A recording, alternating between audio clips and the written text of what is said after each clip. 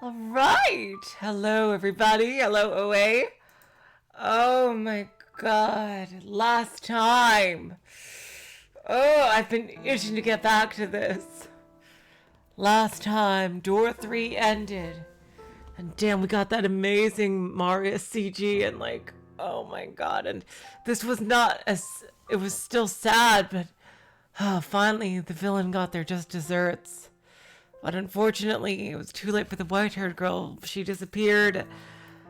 Jacopo lived the rest of his life just without any love and just depressing in that sense. Hello, Chaos Shield. And more importantly, afterward, the master, for whatever reason, the maid lost track of the master. Like, we didn't even try to escape from her. Like, they just ended up on their own. And, a talking painting gave us a key to the master bedroom. And now we get to explore the house on our own, making choices. I am fucking terrified. Oh god, oh god, oh god, oh god. I don't want to make choices. I just want to play a visual novel. Oh my god. I'm scared, you guys. I'm scared. Okay. Oh boy, but we gotta find out who the master is and who the maid is, and oh god. Let's get back into it.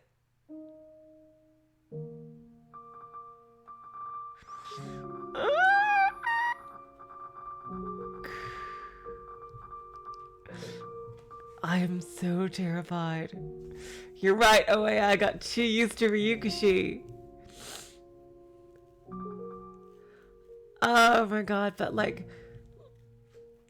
you know, Steins Gate Zero was very good choice-wise. Like, there's very few places you can fuck up. And like, even fucking up was its own unique ending. Like, there's a Steam achievement here, really. Hello, PDI. Welcome to the stream.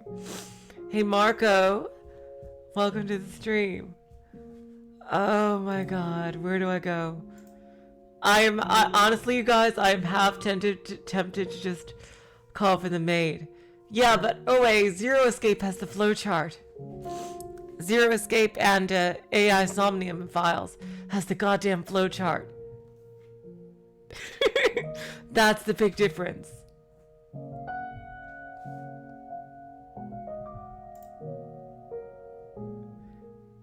I'm gonna call for the maid, because you know what? I've decided to trust the maid. You tried calling for the maid. It was quiet. A sense of loneliness fell over you. I'm gonna keep calling for her.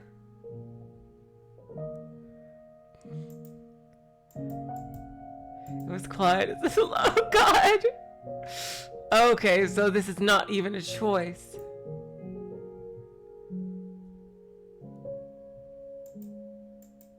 I assume that besides that whole thing with the stained glass,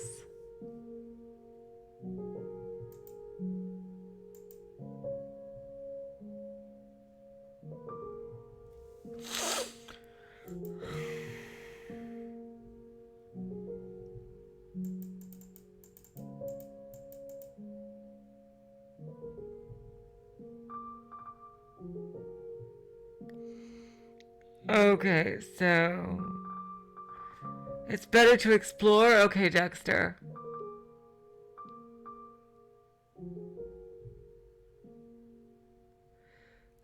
Let's see. Hello, Rico Ralph. Okay, you know what? Let's see. You know what? I have some kind of direction here. I think the painting is from the time of the cellar is back to Bestia. The rose garden is back to Mel. And the stained glass is back to Giselle. That brief snippet that we got. The library is brand new. The den was where we just were. The entrance, fireplace, library, and master bedroom are all brand new. So, let's see. I'm afraid the entrance is just gonna go straight to a bad ending. Like if we try to leave early. Let's see. I'm gonna go to the library.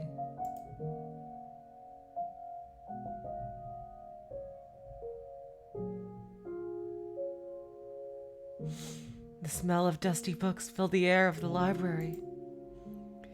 You approached the shelf to examine one of the books, and suddenly an avalanche of them came falling to the floor.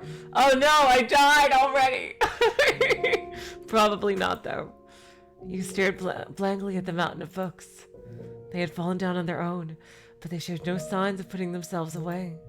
Since no one else was there to do it, you began placing the books back onto the shelf. 1, 2, 3, a dozen. And as soon as you'd gotten them all back up, they came crashing back down again. God damn it. You wished very much to implore of the maid's assistance, but she did not appear to be in the area. Pretending you had not seen anything, you made your way back to the hallway. Oh, okay.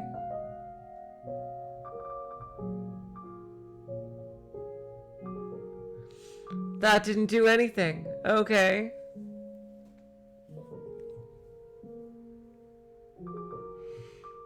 Let's check out the fireplace.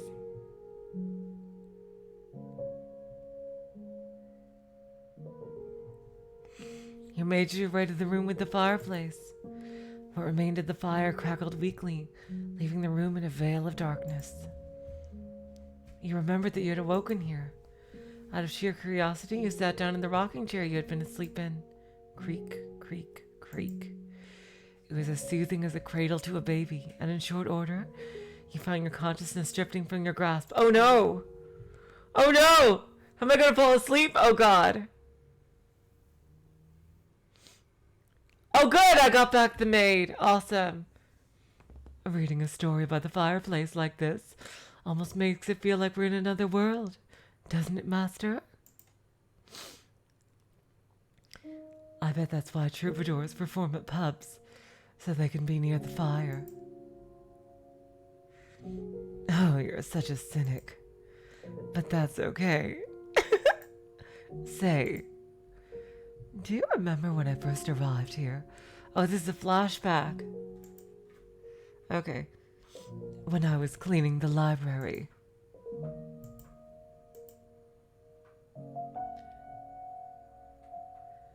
That's interesting, considering we literally just came from the library. Your eyes slowly slid open. Fragments of a pleasant dream lingered in the back of your mind. The crackling of a fire, the taste of warm wine. However, there was nothing pleasant about the fireplace sitting before you. No warm, crackling flames. In fact, the brisk air of the room overpowered the remnants of embers left there. A chill ran down your spine. Afraid you might freeze stiff if you stayed there much longer, you resumed your exploration of the mansion. Okay, so basically another dead end. I think the master bedroom is probably where we want to go in the end. But let's see.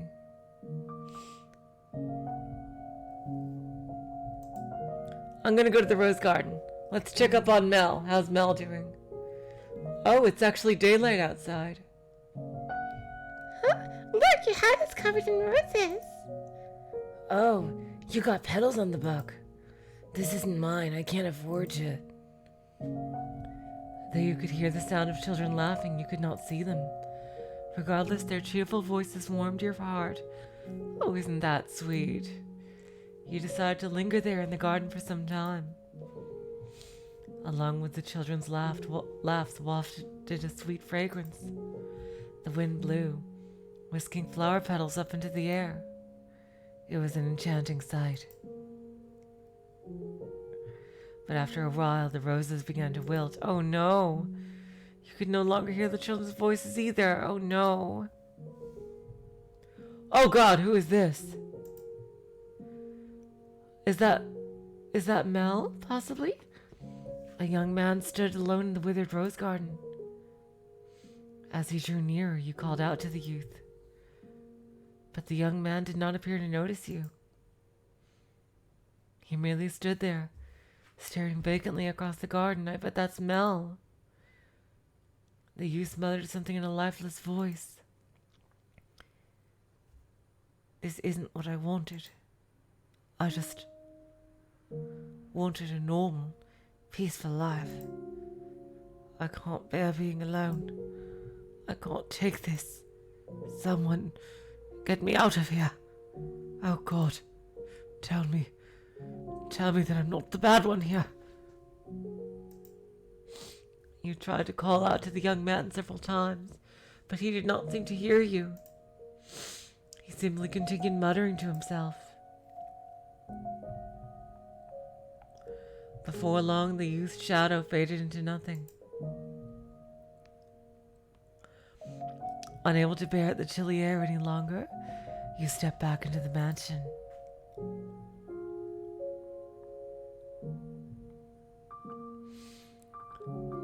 Jeez. Okay, let's check out Bestia.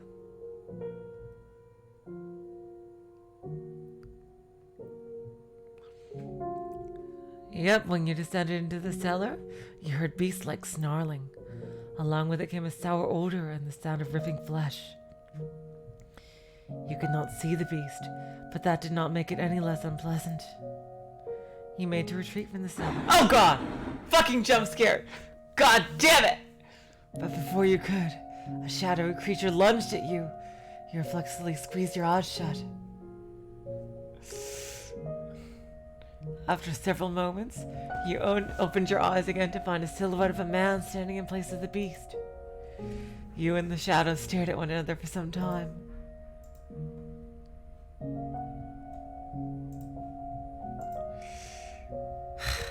You asked the shadow a question, and the shadow responded.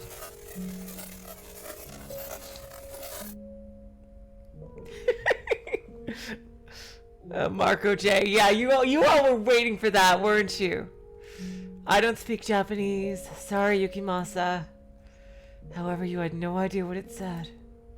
The shadow seemed to be trying to communicate something to you, but trying to make sense of something you could not understand was pointless. Having no reason to remain in the cellar any longer, you made your way back upstairs. Okay. Jacopo, how are you doing?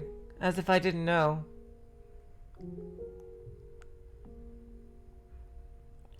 The scent of cigarette smoke lingered in the den.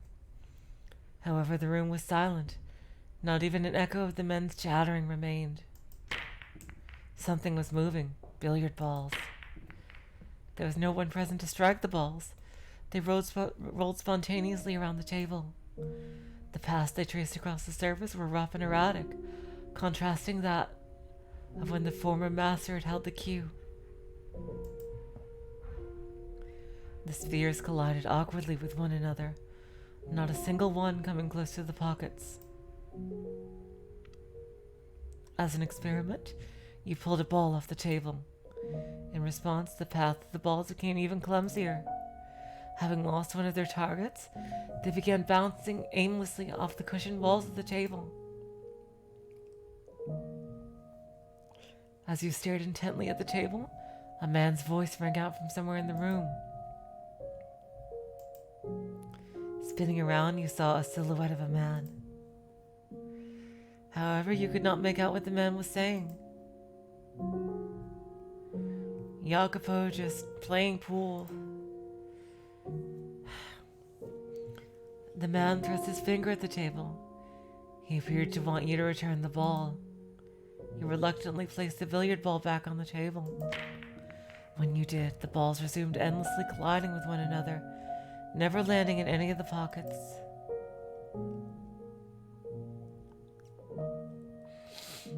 You looked up to find the shadow gone.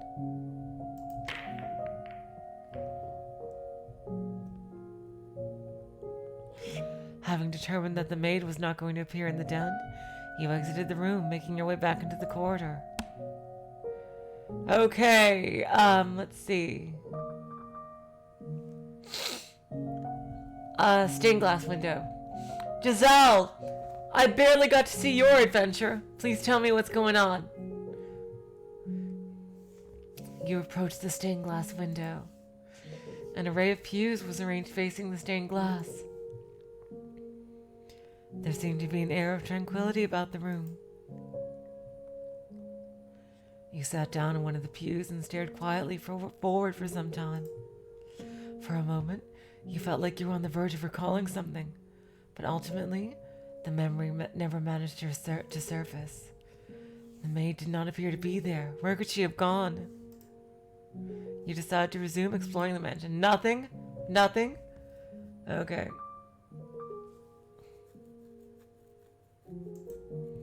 Let's try the entrance. We've never seen the entrance before. You made your way to the mansion's entrance. There was no one around nor any source of light. Groping through the darkness, you found the front door, which was sealed shut with a heavy bar. You pressed against the bar, but it remained firmly in place. The door did not budge either. It seemed you could not leave the mansion. Okay, that's good. Oh no! Ban the witch. Crucify the impure. When you made to step away from the entrance, you heard a muffled voice. You looked around, but were unable to determine the source of the voice.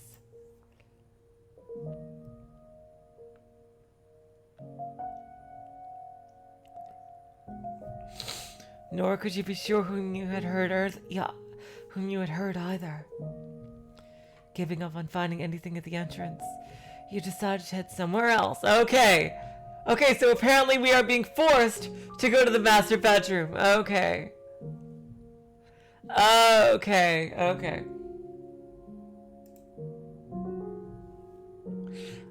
so it wasn't a choice at all.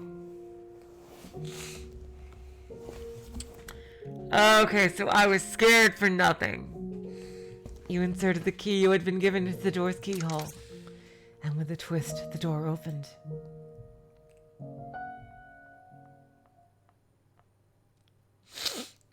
The master bedroom was shrouded in darkness, much like every other room in the mansion. It had evidently been left unused for some time. The air in the room was stale and forlorn. Master? A voice seemed to ring out from somewhere. Come on, get up. Up with you. Oh God! I think there's a jump scare. Master! Oh God.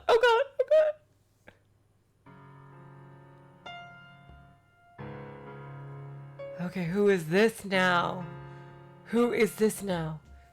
I have no idea.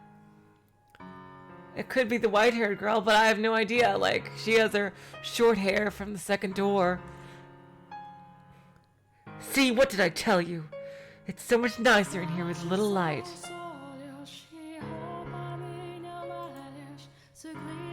Without warning, her whole world took on bright, vivid colors.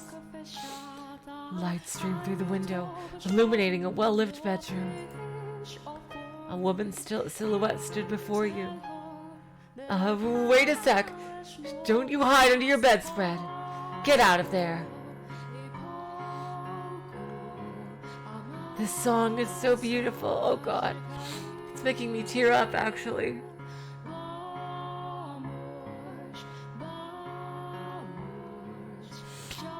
Oh, but Master, you agreed that I could open the windows. Don't worry, I've put curtains up. If it gets too bright, you can draw them. Mornings take the best parts of being outside and squeeze them all into the same few hours.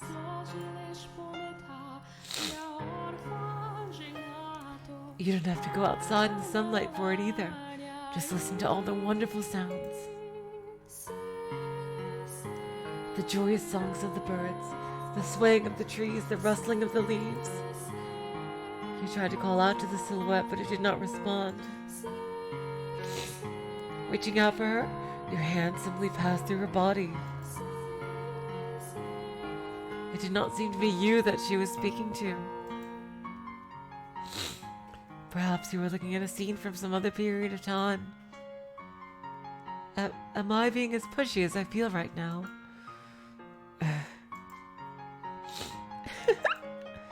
I completely misjudged you. You're the exact opposite of what I thought you were. Hello, April Umi.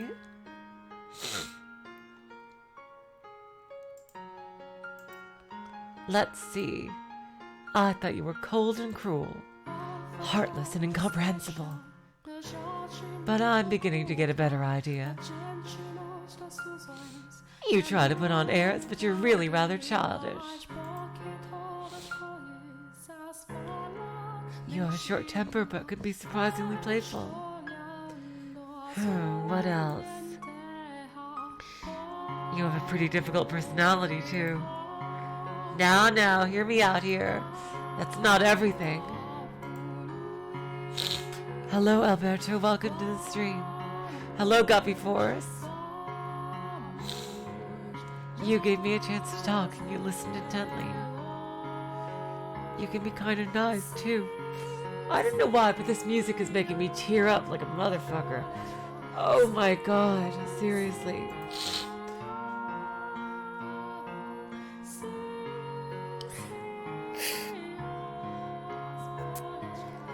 We agreed that we would live together, not just in the same house, so we've got plenty of time to add more to the list.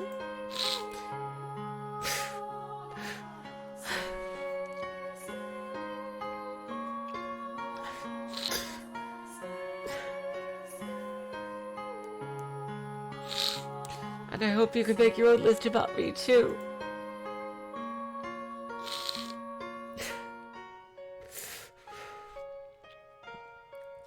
This is just the beginning after all. I'm sorry, you guys.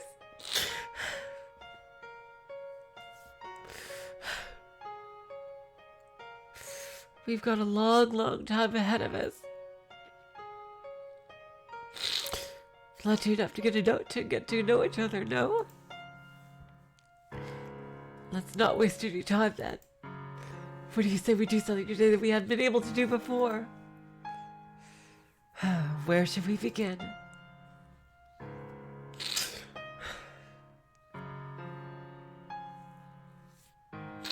Sorry, hold on.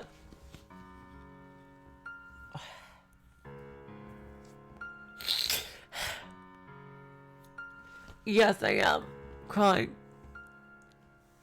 I don't know what it is about this song. It's just like, oh, I know. We can get this place cleaned up. Now that there's some actual light in here, we can see all sorts of things we'd probably rather not. Like dust all over the place.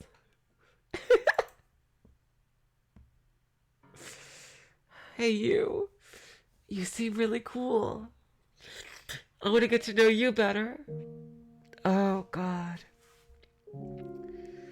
Okay. Oh, my God. That song just... I don't know what it is.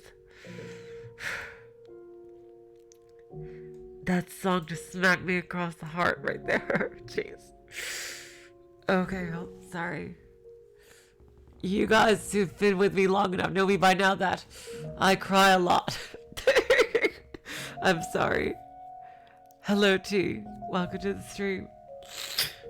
Oh, God.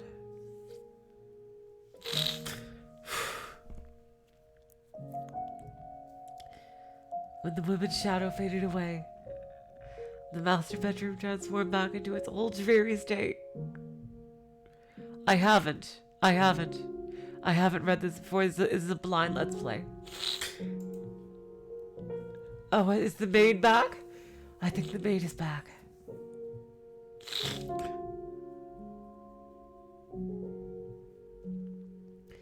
Master, can you say my name? You were not unsure how to describe the urge welling up within your breast. You could not say her name.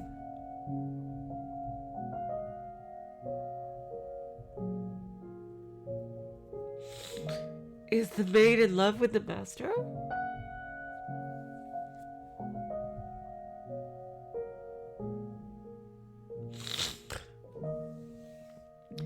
You sit unmoving in the master bedroom for some... I mean, I could always reload that save to do a PDI sometimes, so...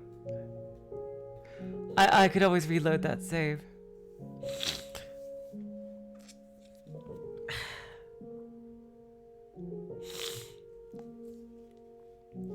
You stood unmoving in the master bedroom for some time, but it did not appear anything else was going to happen. So you decided to head somewhere else.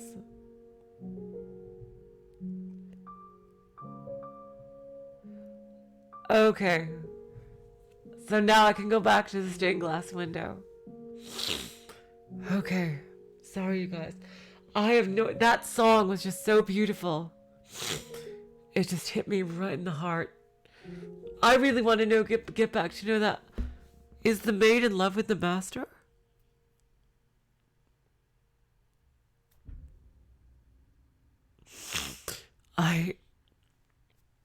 I wonder.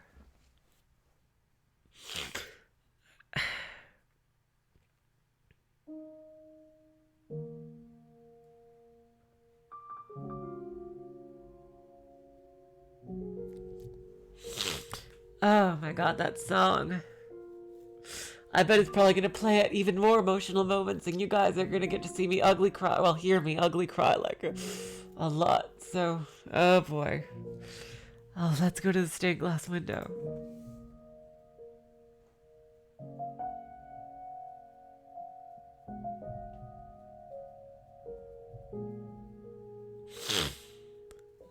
Okay.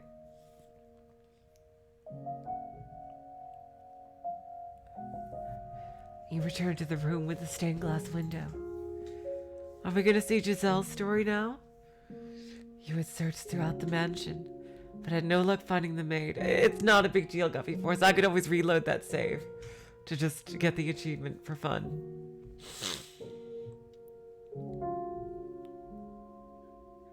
You had searched throughout the mansion, but had no luck finding the maid. You felt somewhat tired, though you were not quite sure whether it was physical exhaustion or otherwise. You had little interest in doing any more moving about. Taking a seat in one of the pews, you gazed up at the stained glass. Staring solemnly down back at you as the archangel set to weigh the souls of the deceased. Perhaps he was trying to weigh your soul. And now we have no choice. Maid, please help me. Oh, thank God. Master? Master. There you are. Oh, there you are, Master. You gave me quite the scare. I'm sorry. Hello, Nagels. Welcome to the stream. After returning from the third door, you disappeared without a word. I didn't go anywhere. You're the one who disappeared.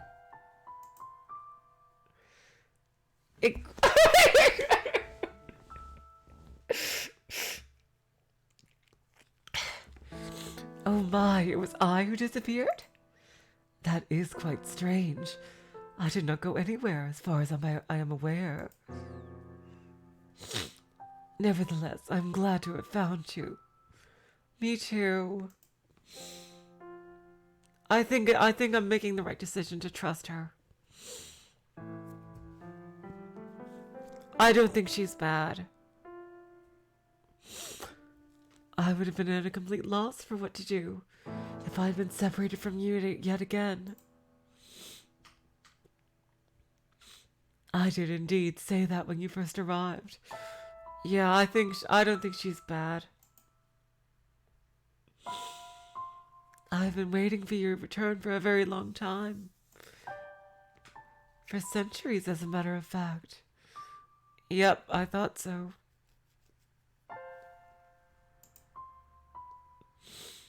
That would make me a ghost, then you say? Well, if you're a ghost, then I'm a ghost, because I don't have a reflection either. I am very much not a ghost. The prettiest so far, probably Pauline. And the maid is also quite lovely too, especially in her side view. The white-haired girl in her door 3 outfit is also really nice.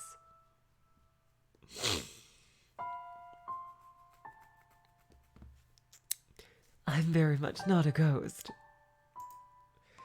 Would I be able to hold your hand if I were? Well, I mean, if I was a ghost too, and if you're a ghost and if I'm a ghost, I think you'd be able to. Saying this, the maid took your hand. It was cold enough to send a shudder down your spine, and completely devoid of life. Though as chilling as it may have been, you still took comfort in the feeling of her hand in yours. The maid looked down at you with gentle eyes. After a few moments of silence, she sat down beside you.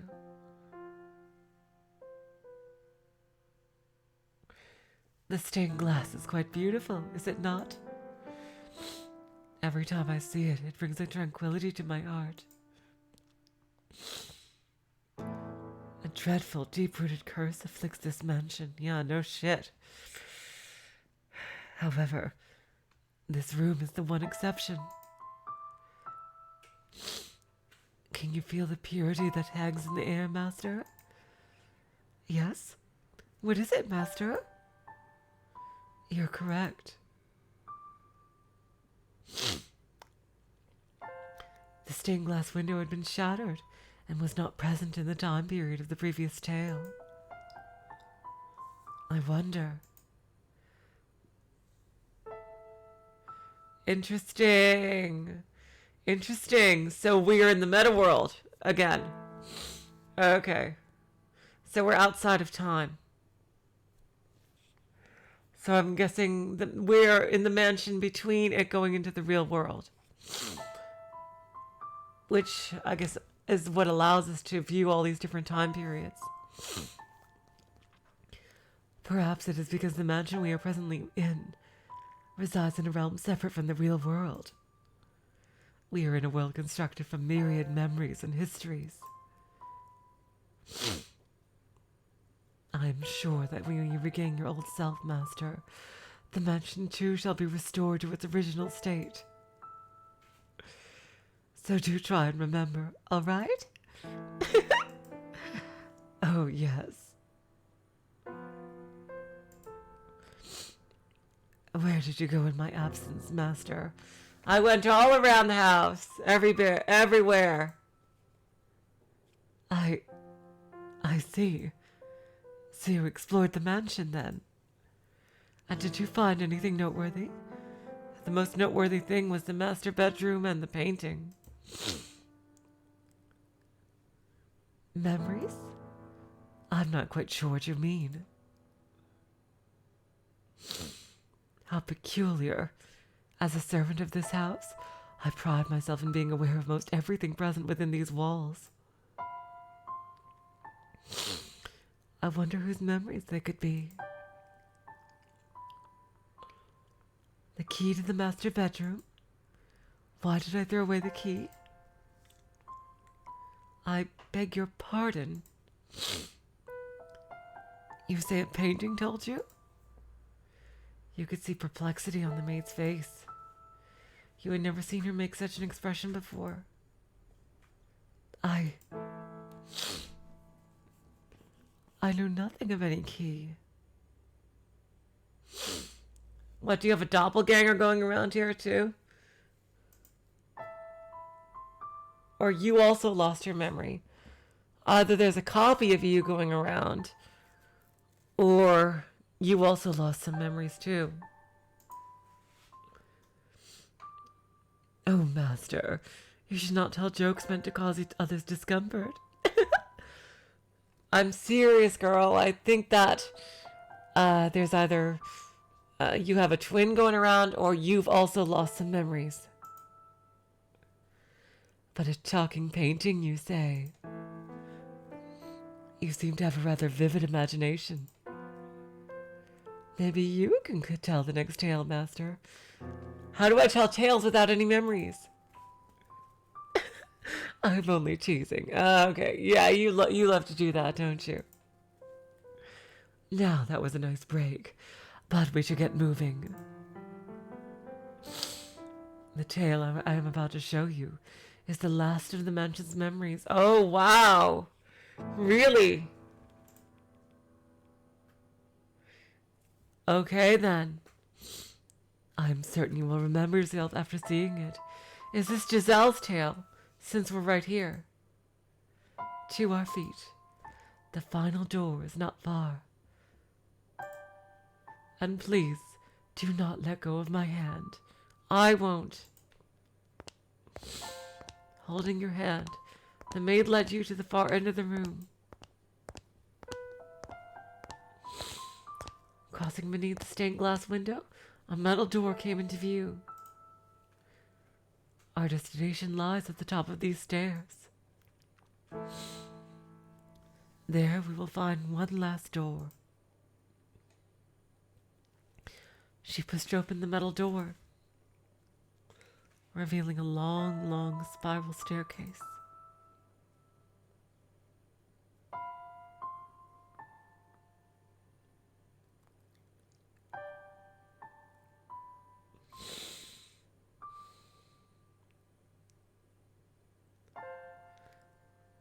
I gotta say, I really do love, like, how many, like, Photoshop filters, like, have been applied. Like, they've really been applied very artistically. Like, the filtering work here for so much of this has been done so well and just captures the mood so amazingly. Really. Bravo to these filter backgrounds. Honestly, I think I will say that these filter backgrounds are so much better than the ones in When They Cry. Although I love When They Cry, and I prefer the Alchemist backgrounds for that. But really, I really just adore the mood that these set, because they seem totally appropriate. Because this is supposed to be very ethereal and, like, you know, half real, dreamlike. It will be a bit of a walk, so let us be on our way. And please do watch your step. This is called an observation tower. Normally, towers such as this were built in castles or churches. So it is rather strange for there to be one in a mansion. The last door I wish to show you, Master, resides at the top of this tower. Well, yeah, I have seen some of them, but Umineko has a different mood overall. Umineko's mood, although the story is gets very out there, the mood of Umineko is much more grounded, I feel. Like, there's wacky anime hijinks happening, and a lot of the time, and stuff like there isn't really any of that here. And I think that Photoshop backgrounds fit Fata Morgana far, far better than they do When They Cry.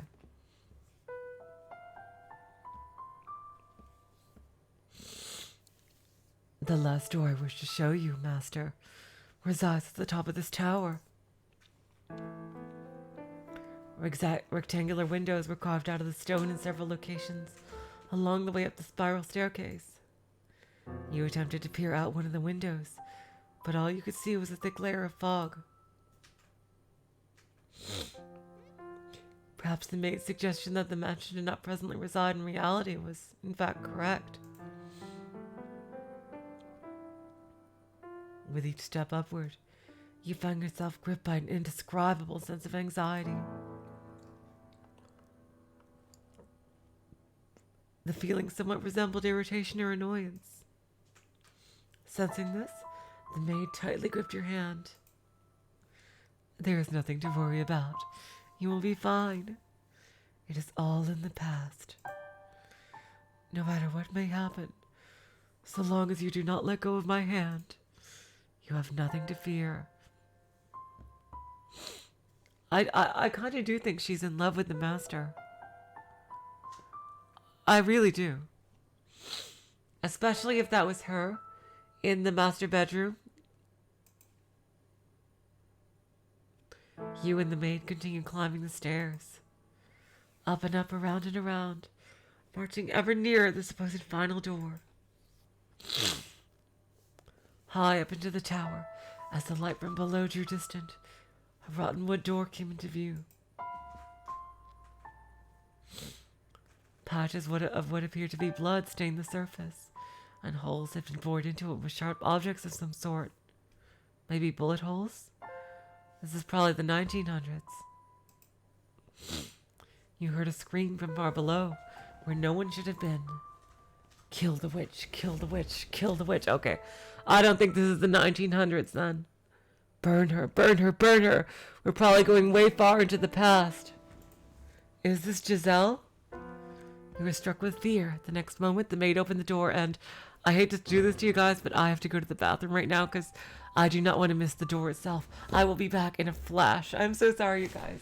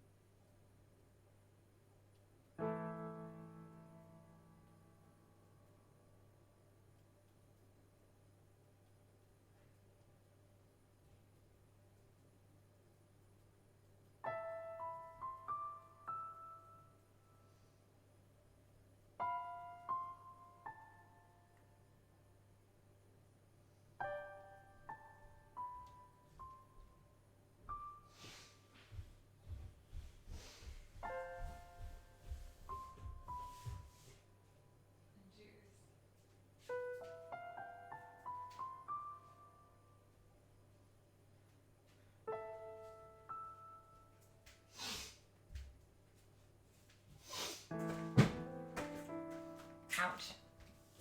It's stubbing my toe. Okay. Sorry to keep you in suspense there. But I didn't want to go in the middle of the story.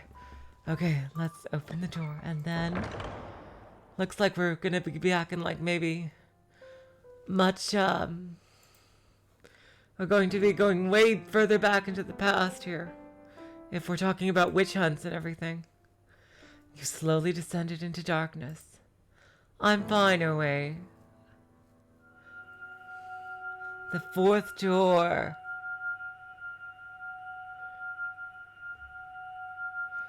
Yep, 1090.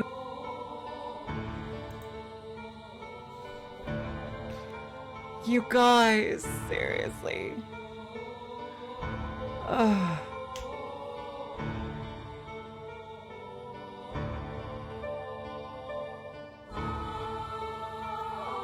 I am so sorry about this. I had to piggyback the frickin' stream onto my phone, using my phone as a mobile hotspot. You can bet I am going to yell at Optus about this complete and utter bullshit. Oh my god.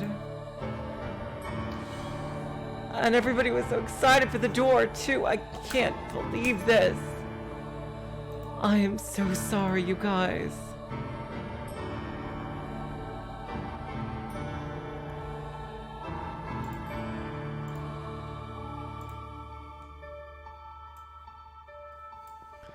I am so sorry, you guys.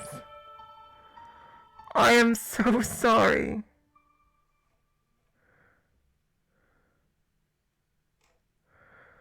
Oh my god. No, Optus is gonna get an earful from me about this. Ugh. And by the way, yes, I found this so far. You guys are amazing. Yeah, I saw this as soon as the connection died. So what the fuck is this? We have some red truth here. We have some red truth here. Oh God, who's this talking to us? You can try to remember the past, but it's an absolute utter waste of time. Erase everything, all your sorrows. Wipe them away for a fistful of happiness. Allow me to show you that you have no need of the past. Oh my God. God damn it, Guppy Force, you cursed me. But, you know, it was a good curse. Because I was able to find this Easter egg that I probably wouldn't have seen otherwise. Oh my God, by the way, Kawaii, you subscribed to me in the middle of the stream being down. Thank you so much. Oh my God. What is this now? What is this now? Hello, Olive. Welcome to the stream, by the way. Hello, Ruka. Okay, checking the backlog. Oh, okay. There's more of these throughout Door 4, so check every now and again. Okay, sure. Door 4 is apparently pretty big. It was 1,000 years. Well, we don't know when exactly the main story is taking place, but...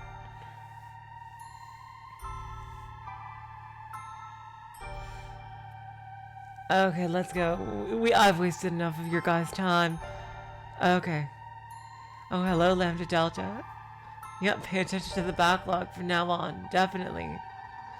This looks super important. Set a pot, set it on, and also pour water into it. Gather the pieces thereof into it. Even every good piece, the thigh and the shoulder. Fill it with the choice bones. Take the choice of the flock, and burn also the bones under it. Hello, Sailor Moon. That would be insane, Guppy Force.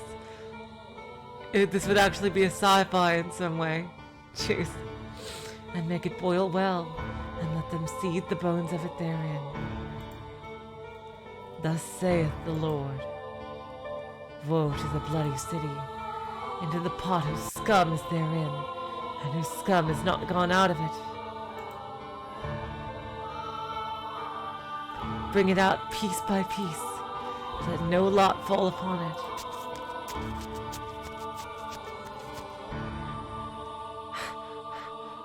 Hey, white-haired girl. Oh my God.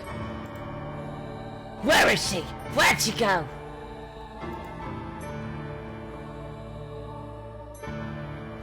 She came down.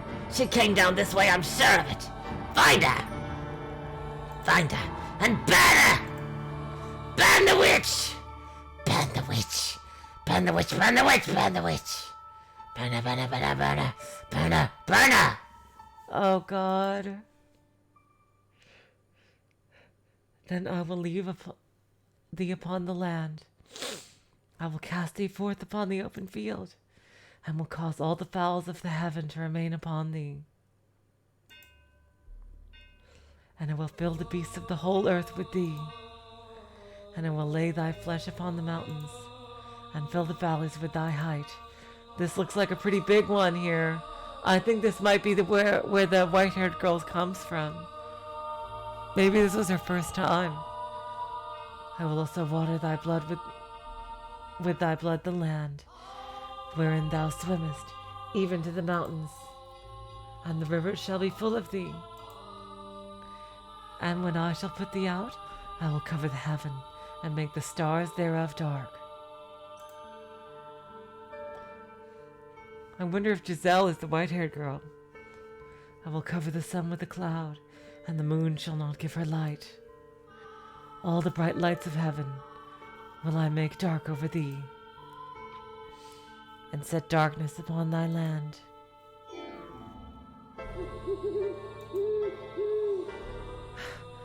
I seem to have lost them. Now, where am I? Okay, nothing new here. Where should I go from here? What am I to do? Darkness spreads as far as the eye can see. Not a ray of light shines down upon me. All that strokes my cheek are tendrils of darkness. Every passing day, every fading hour, my world is engulfed in ebony. There exists no kindness in this shadow, only solitude. I've lost track of how long I've been on the run, wandering aimlessly, lost, until I arrived at this dark forest. So looking from that red truth there a while ago, I think somebody tried to make the master forget because it was too painful. Which is again more evidence for the master being the white-haired girl, honestly. I no longer have anywhere to go.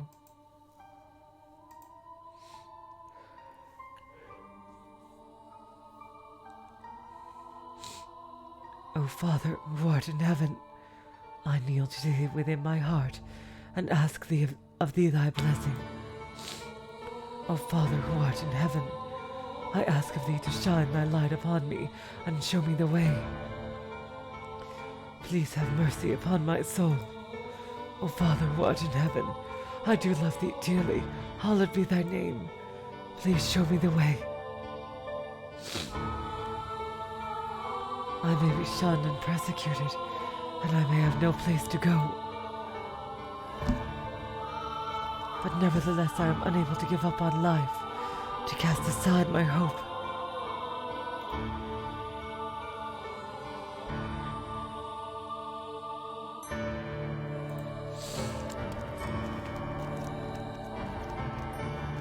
O Father who art in heaven, please guide me up unto salvation.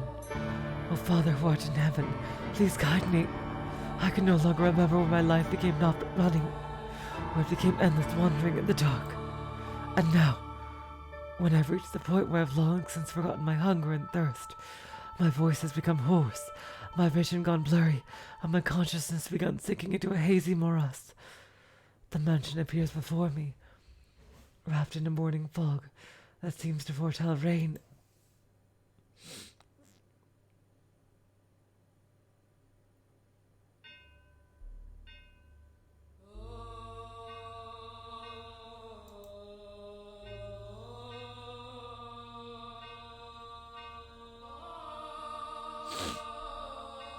Oh my. The mansion comes into view like the world fading in after a dream. Every single time, it seems to. It doesn't appear as though anyone lives here. All the windows are either boarded up or shuttered, as if it's long since been abandoned.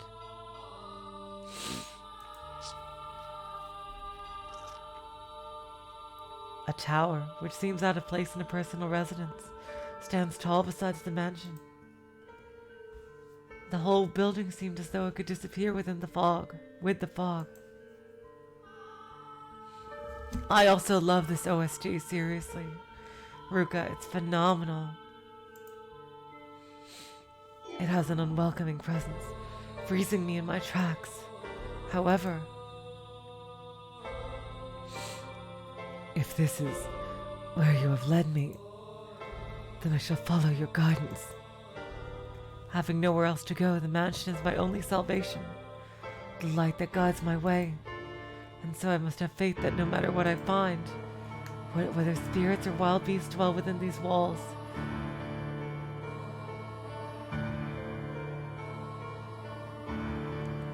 that this is where I will find peace.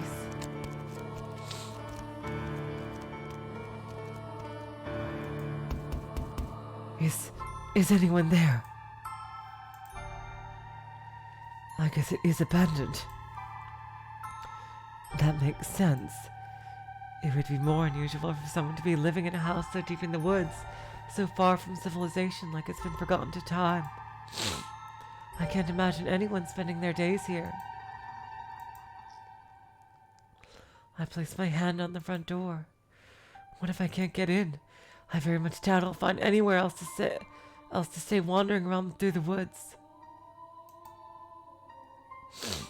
If the door doesn't open, then I'll die out here in the forest. I've come to accept much, but I'm not ready to forfeit my life yet. Please, open. The door is heavy, and though it seems to protest my attempts to enter, it still opens much easier than I was expecting. I was worried over nothing.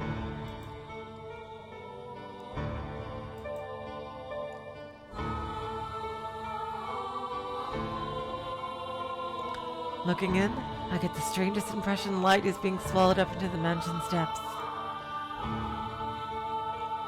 Rather than going inside, it feels as though I'm able to step outside the boundaries of this world.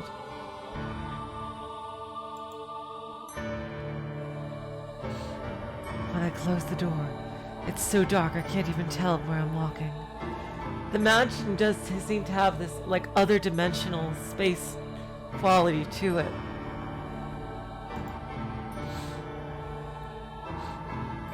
I wonder if the window's open.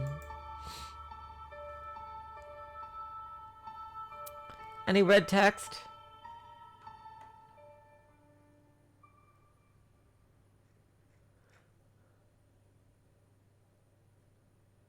Huh, wait, okay, there's... Interesting. Huh. Wow. What is going on here? Why is the prayer bleeped out? Is this like a clue?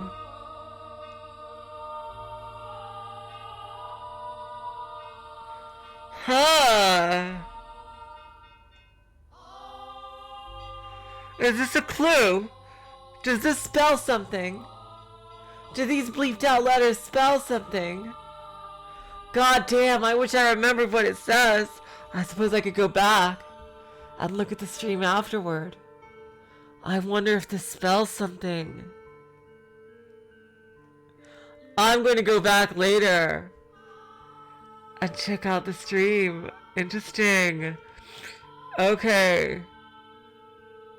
And see if I can spell something with this.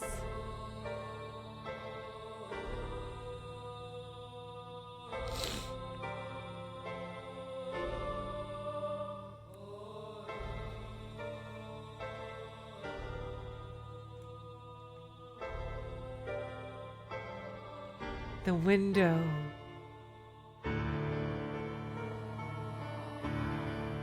This is really interesting. I'm gonna go back tomorrow, because, you know, obviously not tonight, and see if I can make something out of this. You're right, the Fata Morgana on the...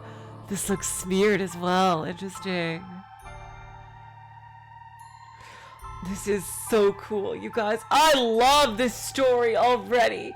You guys just keep on recommending me gold to read. You guys are awesome. Seriously. Like, first Umi Neko, now this. Like, my God. I feel blessed to be alive to be able to read these stories. Though I managed to fumble my way over to a window. It's tightly shuttered and the shutters are caked with rust.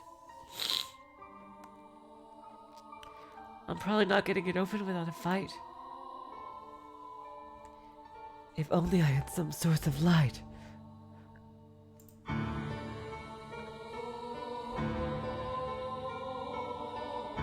Okay, so that's not bleeped out.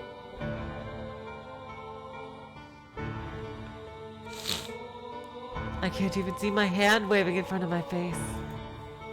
It feels like the floor will fall out from under me and I'll sink into eternal darkness if I don't watch my step.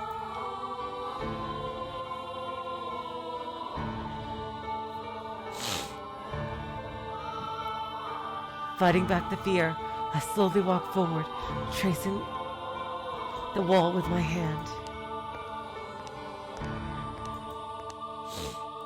There's a door at the end of a long corridor. I pull it open, and a wisp of bone-chilling air brushes past me. It's too dark to see anything, but I can feel something different present in this area than the rest of the house. Uneasiness grips me. Is anybody here?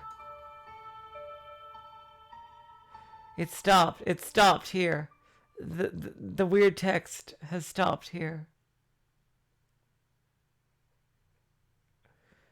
My voice simply disappears into the void. No response. As I'm pushing forward through the freezing air for a split second, I spot a shimmer of light.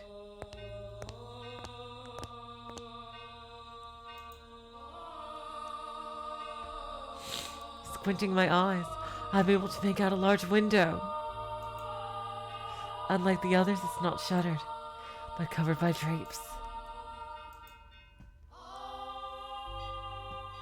My chances are slim, I imagine, but if there's even a slight possibility of getting some light in here, it's worth a shot.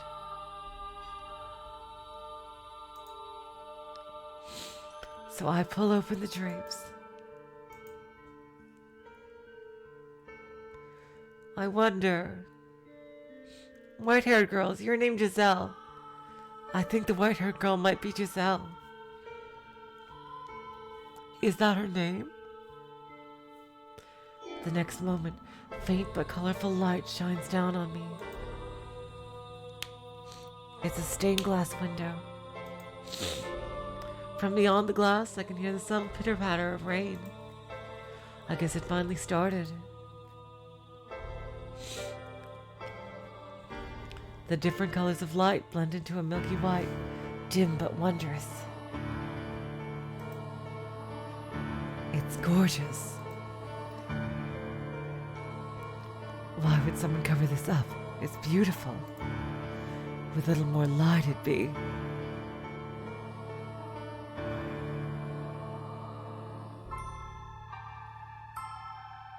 Okay, here we go, more. So not all of her dialogue is done like this.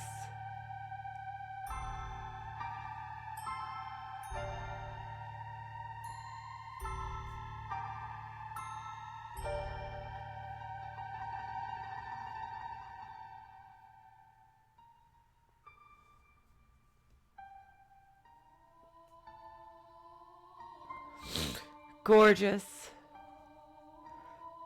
Why?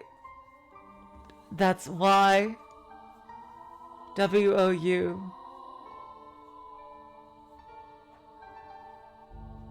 M-E-O-E-R. T-H-I.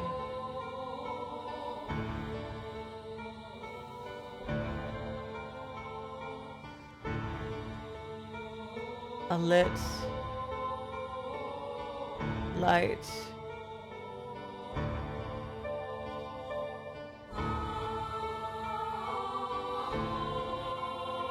Is that even a word?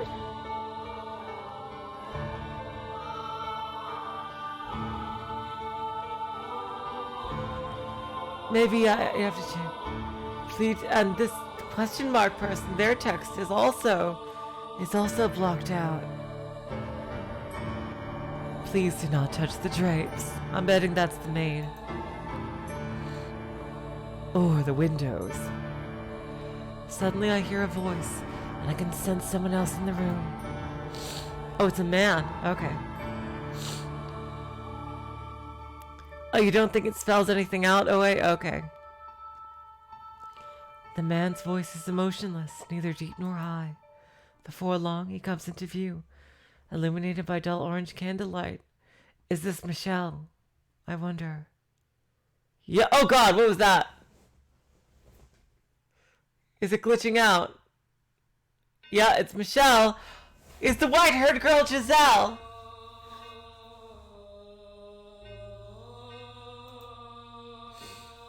I don't know why. Maybe it's just because I've been playing a couple of JRPGs, Michel, but you're kind of giving me final boss vibes. In a way.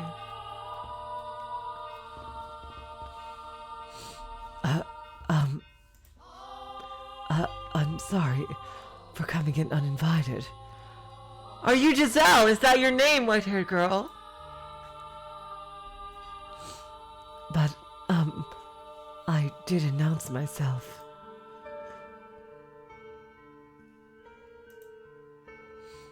The man stands there, practically blending in with the darkness. Had he been there the whole time? He's staring straight at me. His gaze wavers slightly, but not enough for me to read anything into it. The candle in his hand and the light from the stained glass window are the only illumination in the room, neither of which are particularly bright.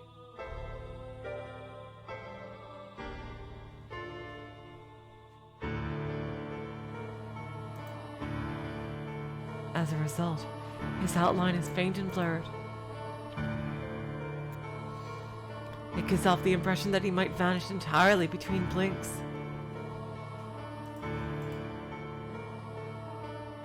My apologies.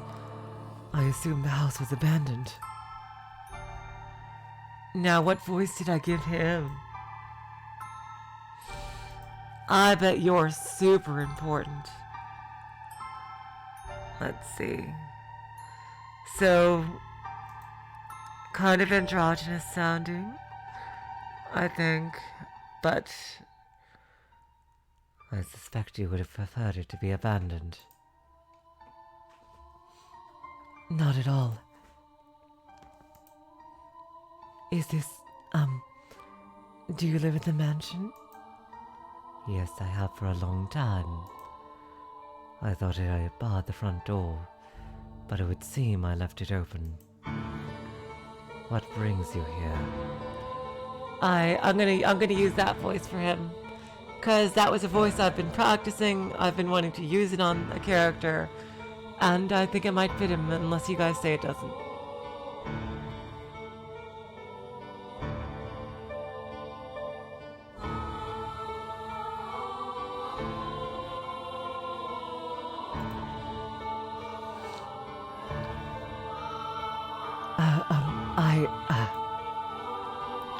If you're lost, I'm happy to give you directions. There is a village west of here. It should take you maybe half a day on foot. If you are in need of money... Yes, this is it! This is it! The white-haired girl's name is Giselle! She finally has a name! This is it! Help yourself to some of the furniture. Trade it for food at the village, then make your way to a larger town. Please, allow me to stay here.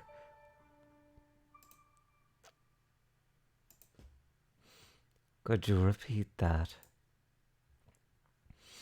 I cannot go to the village. No, I could not go anywhere. Please tell me, by the way, if the music is too loud. I am no longer able to freely return to any town. You like it? Good. I'm so glad. Because I'm always trying to come up with new voices to expand the repertoire.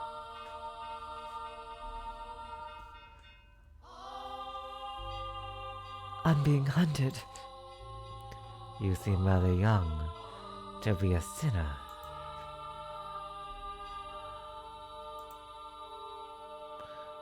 So you have transgressed. I am neither a thief nor an adulterer. If I bear any sin, then it has been with me since birth. I will do everything I can to stay out of your way.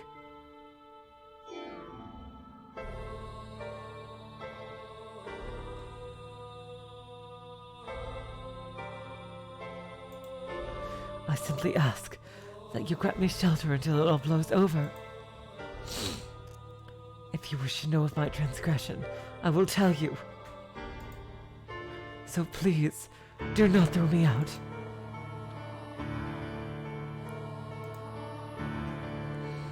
I see. And you ask this of me aware of how people refer to this mansion? Pardon? It is said that a witch once lived in this house. Really? Okay. That's interesting. So, this is not the first.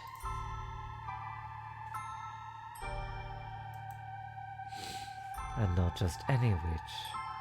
A cursed witch. This house has been tainted by her seething hatred, and all who dwell within it meet their demise.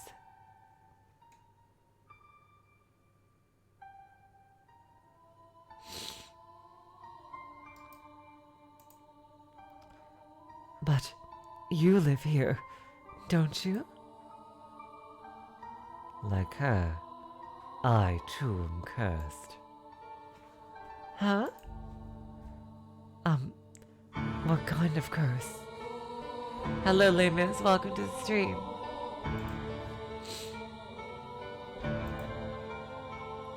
The one thing I can tell you is that your life is in danger if you get involved with me.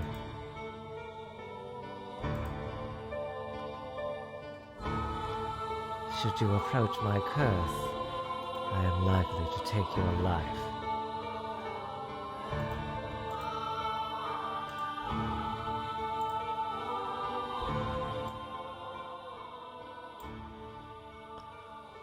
Yeah, I think the music was a bit too loud. You'll kill me.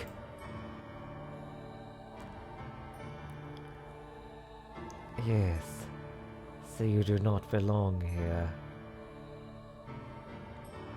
Oh, it's a bit quiet? Okay, thank you, PDI. To live with me in this mansion is to sentence yourself to death. No matter what path I choose, I very much doubt I have a future. And if that's the case, then I shall live how I want. I just discovered the backlog on my own.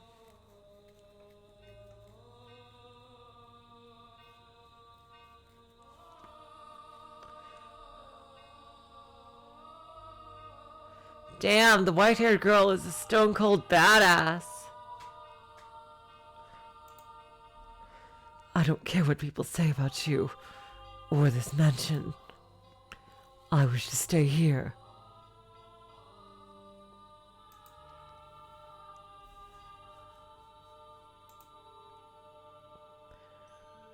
You may think I'm rather strange, but my heart tells me that I must stay here, that I was guided here. And hearing what you have to say only reinforces that.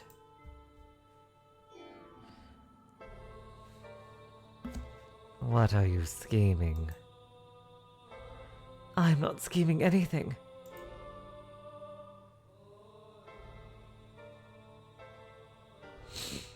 I'm simply tired of running. So if your curse is going to kill me, then perhaps that's for the best. At the very least, you won't be hunting me.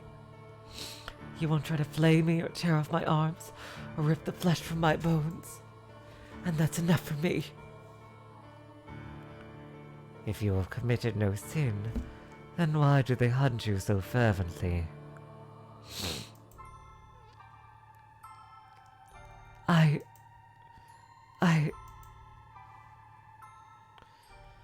I'm accused of being a witch.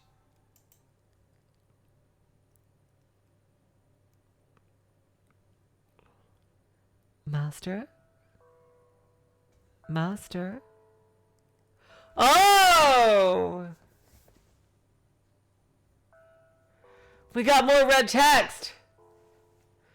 Let's see the red truth. My lifeblood was your sustenance, your prosperity. Upon my blood did you build your lives, a sin so great that I shall never be forgiven.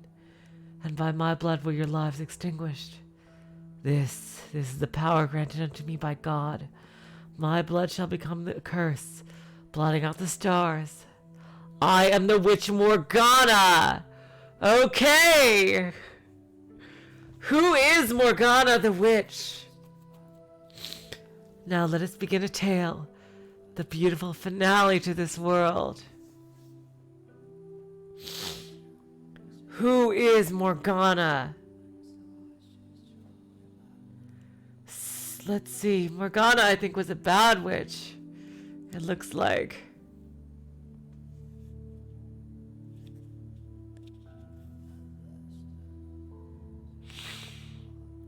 Jeez.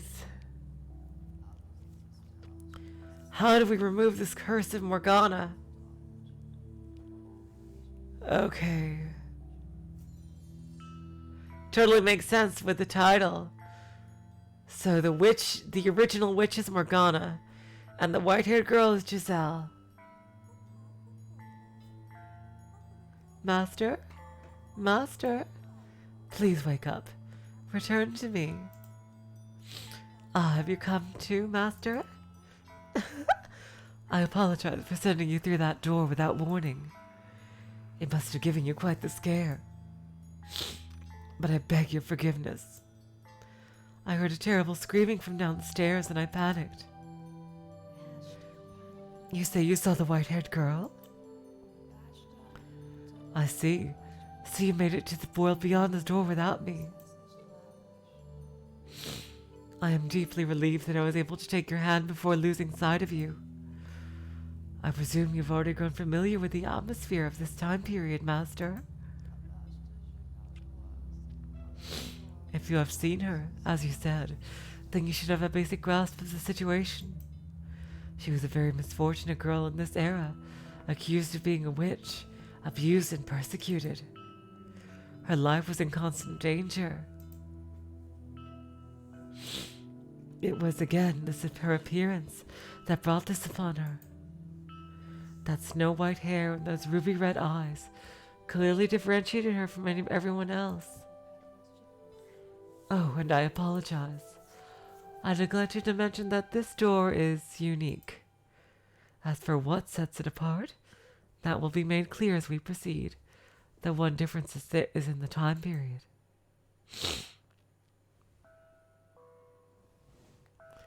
The tales I have shown you began with that of the flaxen-haired family, the beautiful, and followed by the tale of the bloodthirsty beast, and then the tale of steel and ambition, proceeding in chronological order. However, the door we have just entered now takes us to the period now known as the Middle Ages, long, long before the other three tales. Yes, that is correct. This is where it all began. The mansion's curse, the truth of the witch, and your identity. All of this should be made known.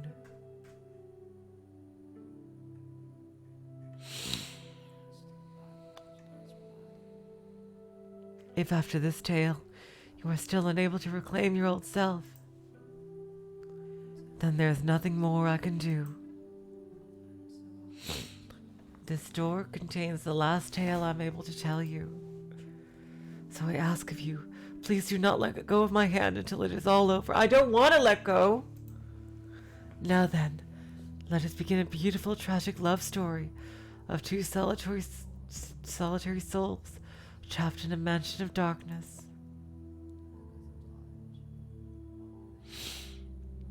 In that era, the mansion was a dungeon draped in darkness.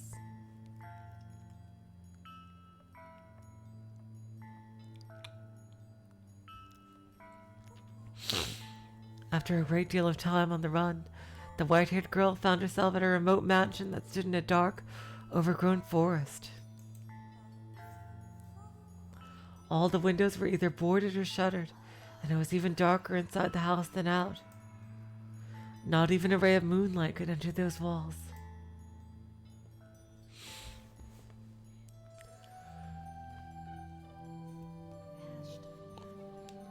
Only naturally the white-haired girl had assumed that nobody lived there. But her guess was incorrect. Oh, jeez. Some more red truth. Here we go. You, having been trapped in perpetual darkness, found light in the same house where I withered away. The light was bestowed upon you by a certain woman, was it not? Leave everything to me, my dear. I promise I shall make this into a most beautiful tale. Yes, I'm giving you special treatment, a rare act of kindness from me, of warmth. You do not wish her to know the truth, and I can make better use of her like this. So it is of both of us, of both of our benefits, to rewrite the woman you loved.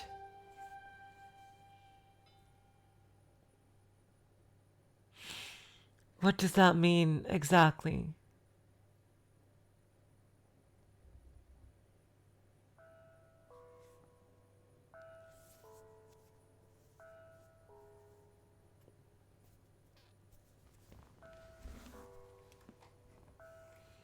to rewrite the woman you loved, her. Someone did indeed dwell in this house. He was a young man named Michel. Though she could not make out the details of his face in the candlelight, she thought him a very handsome man.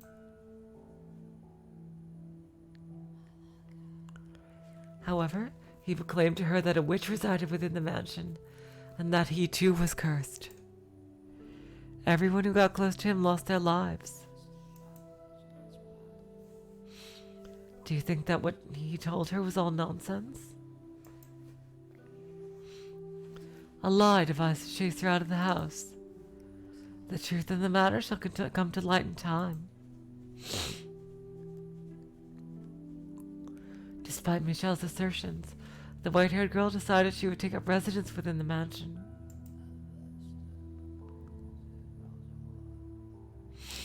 This era's white-haired girl was younger than the others.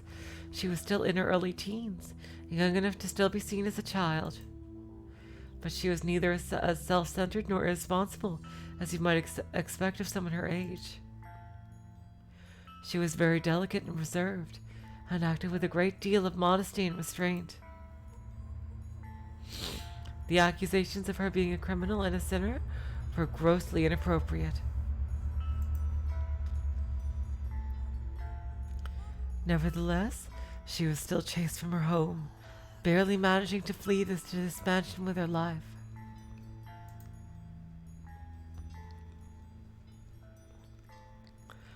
Now then, the white-haired girl thought it would be rude to simply take up space in the mansion, so she chased down the master Michel and asked,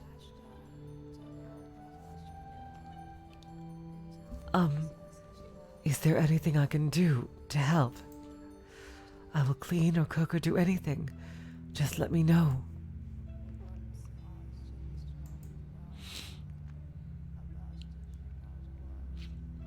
I want to repay you for allowing me to stay here. You need not feel indebted to me. The weight of that obligation will only turn into disdain. But I can't just stay here and do nothing. Do whatever you like, as long as... As long as? As long as you do not enter my room. That is all I ask of you. Of course. The one thing you say not to do.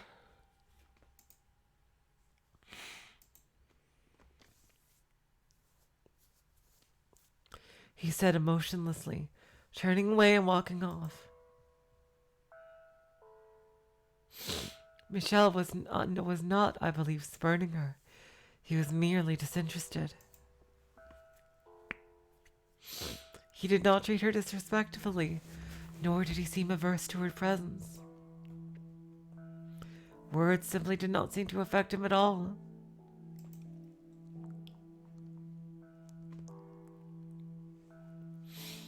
Not only was the mansion a prison for his body was also a prison ensnaring his heart.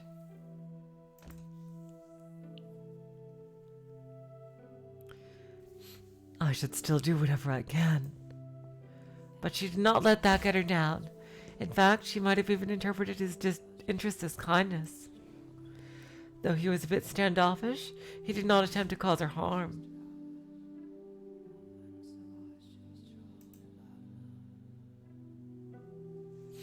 He was nothing like the people who had accused her of being a witch and forced her to flee for her life. And she was deeply grateful for that. I'm wondering here. Why doesn't the white-haired girl have a sprite? Why doesn't the white-haired girl have a sprite here? Thus began their quiet life together. Michel, who avoided contact with others, and the white-haired girl, who had taken a great deal of abuse from others.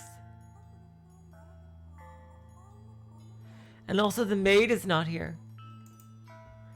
Two people who knew hardly anything about one another, who were too distant to really be said to be living together.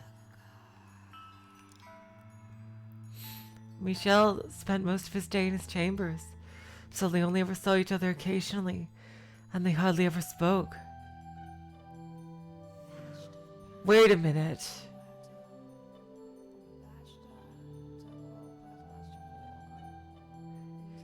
Yeah, I think I got Michel all wrong. Is the master Michel? That scene we saw for the master bedroom. That dialogue about living together sounds familiar. And they were cleaning up the mansion.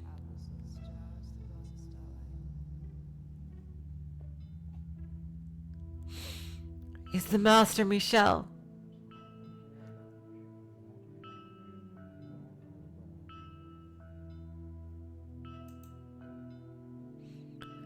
Though they stayed in the same house, they both still lived solitary lives. Nonetheless, the white-haired girl wanted to get to know Michel better. She wanted to know why he called himself cursed, why he lived alone in this dark mansion. How many days, how many years had he spent here in solitude? And while she waited for the opportunity, she also started doing things around the house.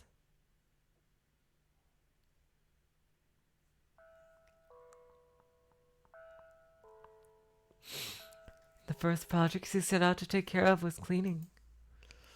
As the windows were all firmly shut, her only sort of source of light was candles. For whatever reason, there was a great deal of candles stored in the cellar. Shouldn't this be where?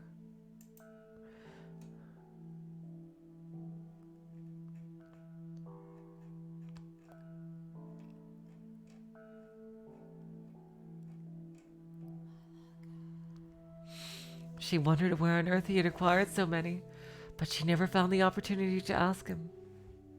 It was difficult to even see all the dust and cobwebs with only candlelight, and considering the poor airflow through the house, she was afraid her efforts were going to be in vain. She persisted, sweeping and wiping things down, one room at a time. Eventually, she made her way to the library.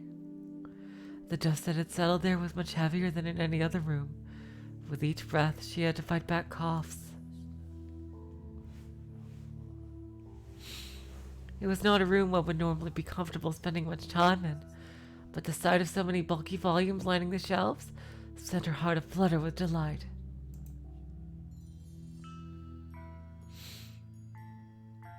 They're books. Incredible. Real books.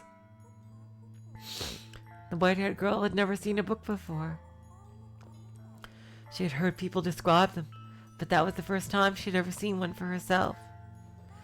Parchment was a very valuable commodity in that era.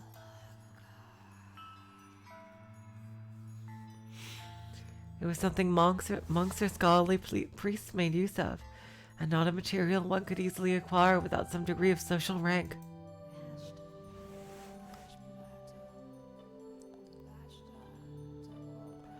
Books were not printed with machines, but copied by hand.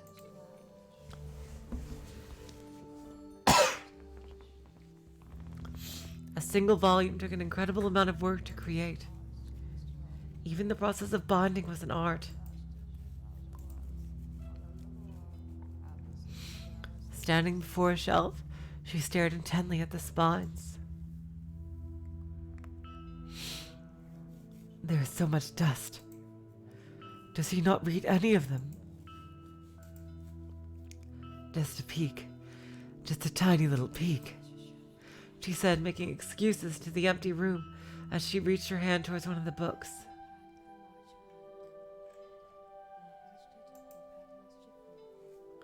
The tome that caught her eye was on the upper shelf. It bore gorgeous jade embossing and looked like it belonged in a treasure chest. Almost. Though she tended to act older than her age, the white-haired girl was still in her early teens and not especially tall. Even standing tiptoe is still just barely within reach. At long last, her slender fingers made contact with the spine, and she began to pull the book toward her. The library had sat abandoned for some time, causing the covers to stick together. So when she attempted to pull one out, several others tilted with it.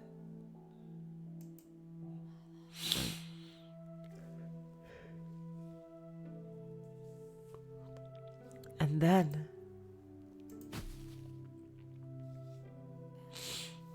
almost all the books on the shelf came avalanching down onto her. Ow, ow, ow, ow, ow, ow, ow. The white-haired girl groaned, buried under a mountain of parchment.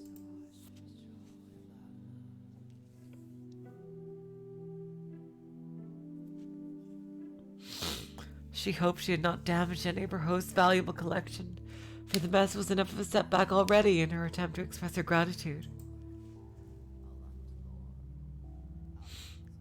Looking around, she saw one volume that was almost torn in half. She did not know whether it was in that condition before, or it had happened in the fall, but nonetheless she felt horribly guilty. Sitting there, unable to get back to her feet, tears began welling up in her eyes. Then suddenly, a shadow fell over the dejected girl. It took a book in its hand and returned it to the shelf. For a brief moment, the shadow's hand reached hesitantly toward the white-haired girl, then changed course toward another book.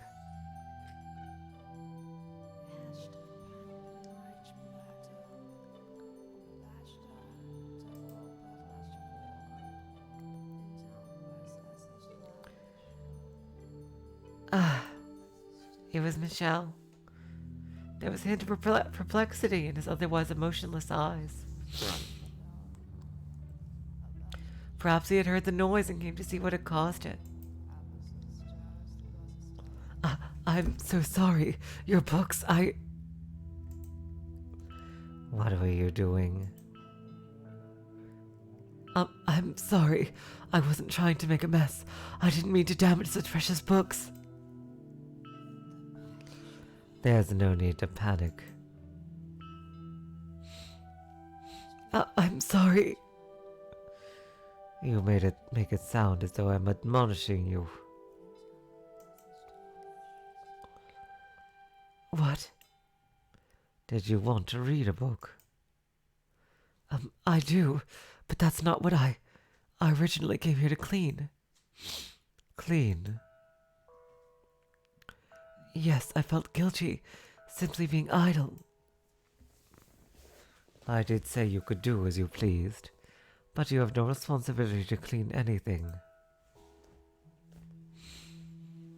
I just ended up making a bigger mess anyway. I'm so... You needn't apologize. Okay. If you want to read, help yourself to any of the books.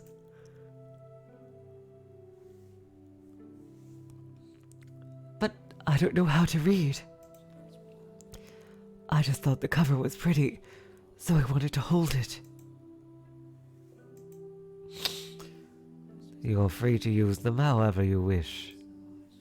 If looking at them is enough for you, then by all means.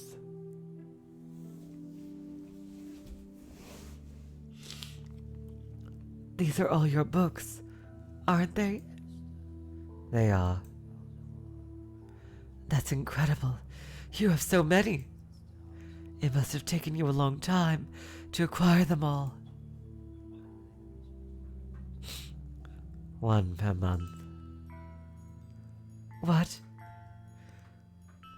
My family sends me one every month. Every month?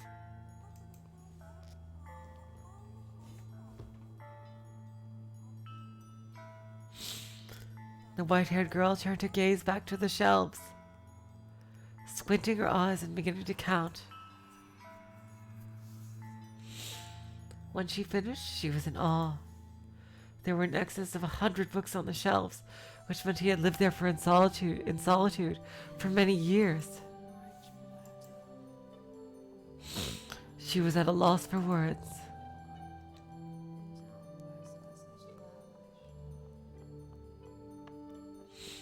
They're dull tomes, dreadfully inoffensive and not even interesting enough to waste a few hours with. Decoration is all they're good for. I see. If you can put them to some use, then perhaps my having them won't be entirely meaningless anymore. I am going to return to my room. Don't feel obligated to clean up.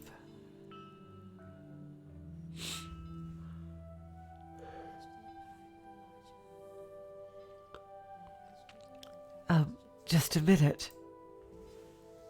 Was there something else?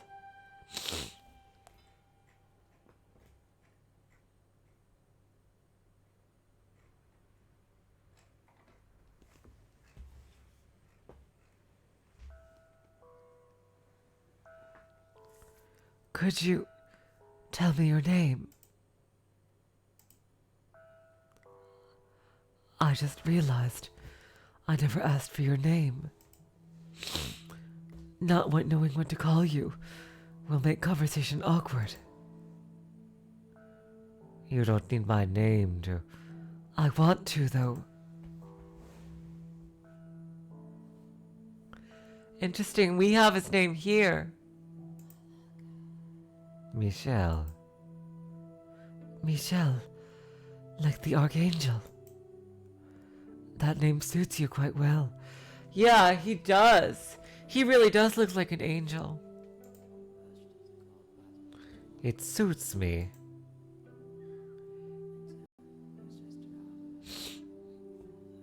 It does, although it's difficult to see you in the dark. You seem to be a very handsome man, befitting of your name.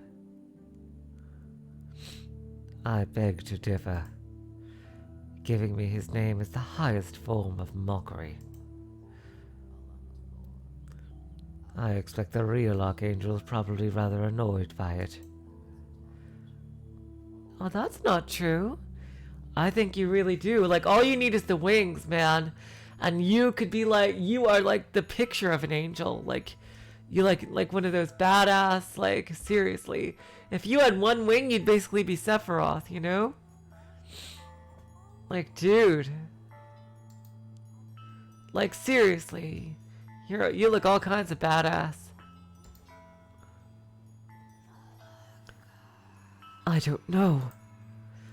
I think it's a wonderful name.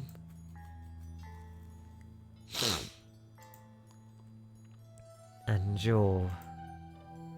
Yes! Finally! Somebody! No, never mind. No! Don't take it back! No! Don't take it back! Come on! Oh, God. Don't take it back! God damn it.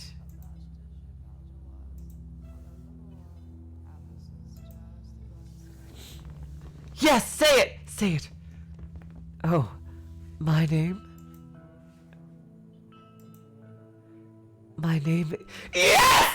I called it! Woo! My name is Giselle. And Collider has been using the wrong voice for me the entire time.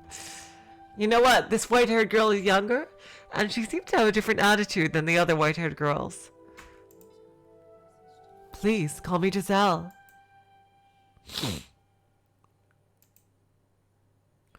Oh, thank goodness. Wait. Oh, thank goodness. For what?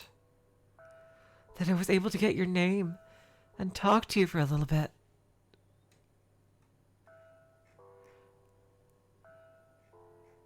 Yeah, I've been checking the backlog. It's been blurred out. Yeah.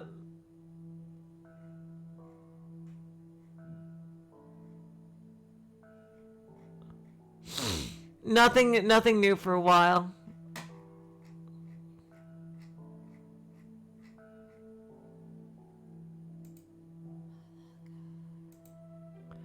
Why does it still say the white-haired girl and not Giselle? We haven't seen much of each other since I first arrived, so I'm glad that I got to hear your voice.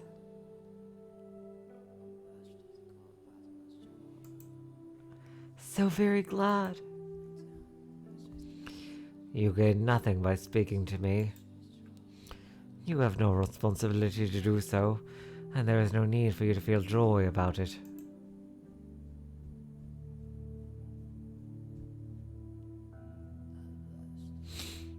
Exactly, Lambda. Like, she definitely feels like more of, much more lively.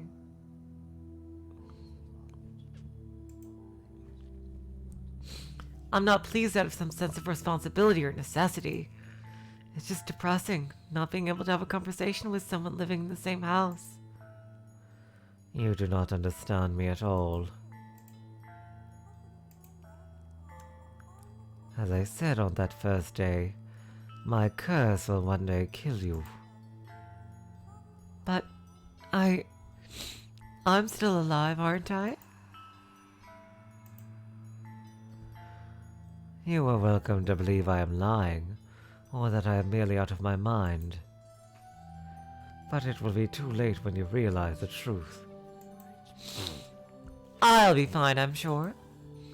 And even if I do die because of your curse, I promise I won't hold a grudge.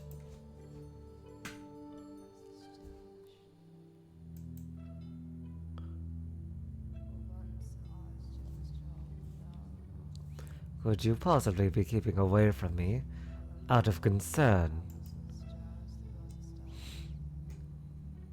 Oh, that's the white-haired girl. God damn it. Could you possibly be keeping away from me out of concern? No, I simply have no interest in interacting with anyone. I would like to interact with you. You're pretty hot. If you don't mind, that is.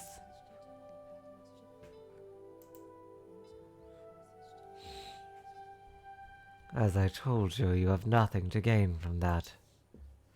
I have nothing, not even words, to give you. My body is but a shell, even if I were not cursed. My presence would do nothing but cause you discomfort. I don't think that's true. I don't believe that there's anyone in this world with absolutely nothing. There's plenty inside you. You simply haven't noticed it yet. And not all of it will cause only pain. Will only cause others pain either.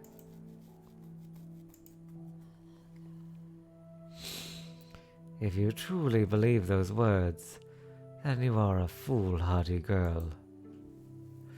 How can you trust someone you only just met? For that matter, how do you not resent anyone?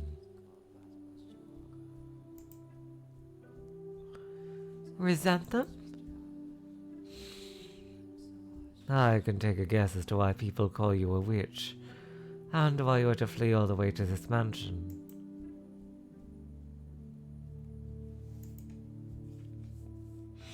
Your white hair and red eyes, that abnormal, seemingly inhuman appearance, drew their condemnation.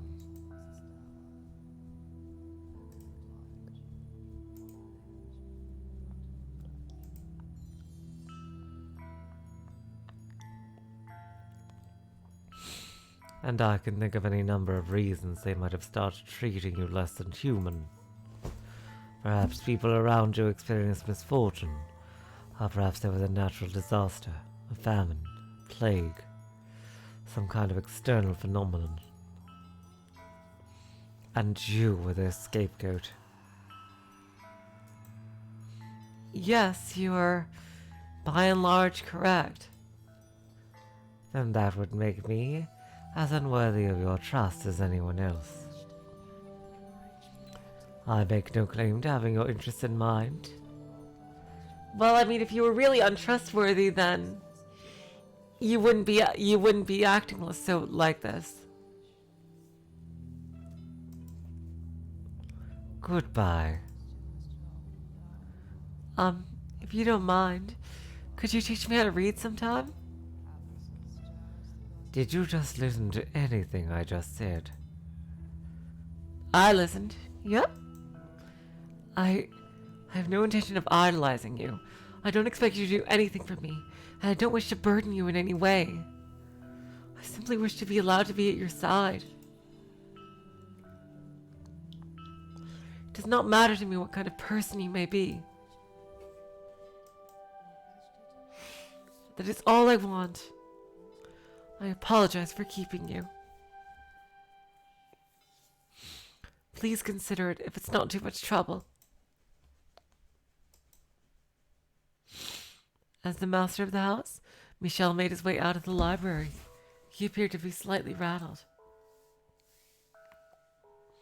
Perhaps the white-haired girl's determination had ignited something in his chained heart. Or perhaps it was something else.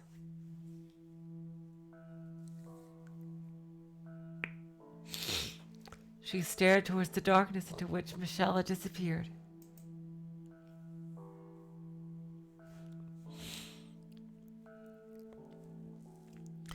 Then she carefully wrapped her arms around the jade-embossed tome, a soft smile spreading across her lips. He's a decent man, I'm sure of it, for alike he and I. And thus began to blossom within her a faint sense of fellowship, as someone who also knew solitude.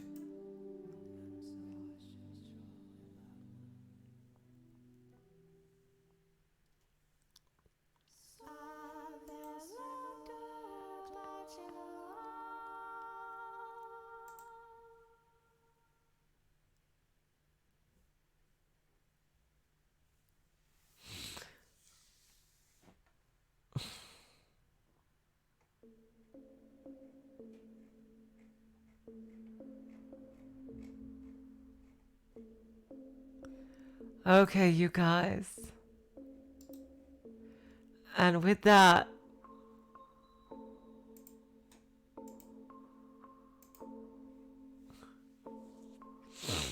I think this is a good place to stop for today.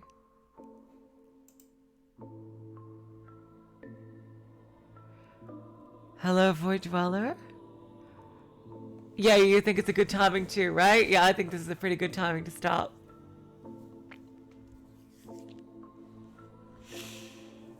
Okay, you guys, I had a blast with this today.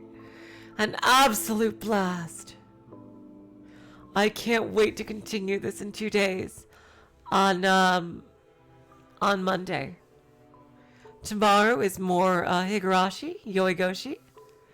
So I will see you guys at whichever one of those you want to continue.